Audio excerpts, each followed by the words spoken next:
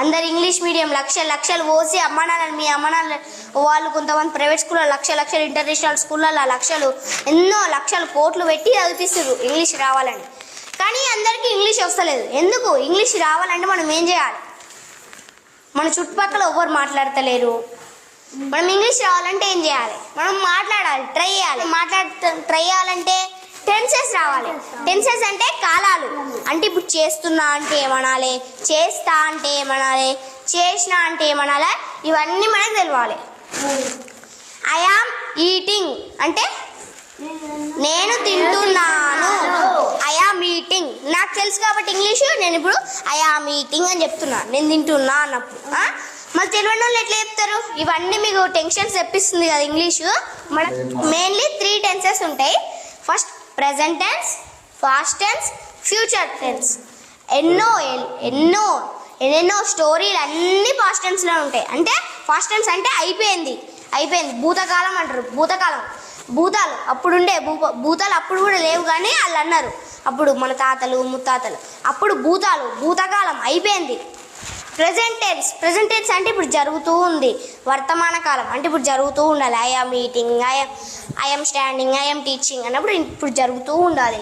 Next future tense అంటే I will eat అంటే చేస్తా, తర్వాత రేపు చేస్తా, ఎల్లుండి చేస్తా, 1 నిమిషం తర్వాత చేస్తా, 1 క్షణం తర్వాత చేస్తా.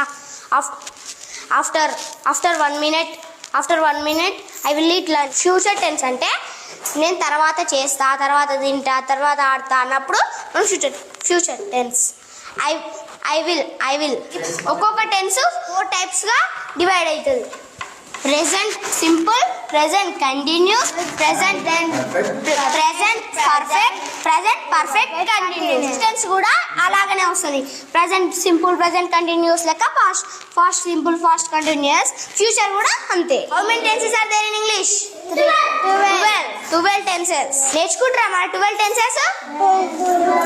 ఈ 12 టెన్సెస్ నేర్చుకోవాలి. మనం గుర్తుపెట్టుకోవాలి. మళ్ళీ వాటిని నేర్చుకొని మళ్ళీ మనం మాట్లాడాలి. ఇవన్నీ ఈ 12 టెన్సెస్లా 8 టెన్సెస్లో వదిలేదు. 5 టెన్సెస్ నేర్చుకున్నాం అనుకో మనం ఇంగ్లీష్ 80% మనం ఇంగ్లీష్ మాట్లాడగలుగుతాం. ప్రెజెంట్ టెన్స్లా simple, present continuous, present perfect. ఈ 3 మనం నేర్చుకోవాలి. ప్రెజెంట్లా ఫాస్ట్ సింపుల్ నేర్చుకోవాలి. అంటే అయిపోయింది. నేను అన్నం తిన్నాను అంటే ఏమనాలి?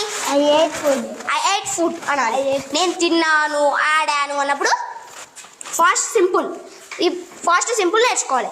ఇలా ఫ్యూచర్ సింపుల్ నేర్చుకోవాలి. Future simple.